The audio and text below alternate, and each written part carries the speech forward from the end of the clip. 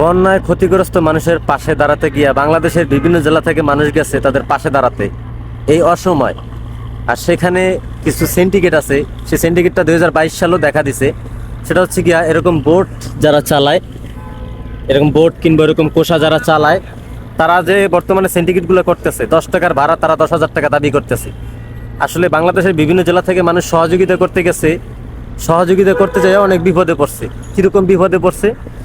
এই যে 10 টাকার ভাড়া আপনারা চাইতেছেন 10,000 টাকা, মানে আপনাদের সিন্ডিকেট না করলে ভালো লাগে না, ঠিক আছে? এই জন্যই কিন্তু আপনারা বারবার পস্তান, আর এই জন্যই আপনাদেরকে বারবার আল্লাহ বিপদ দেয়।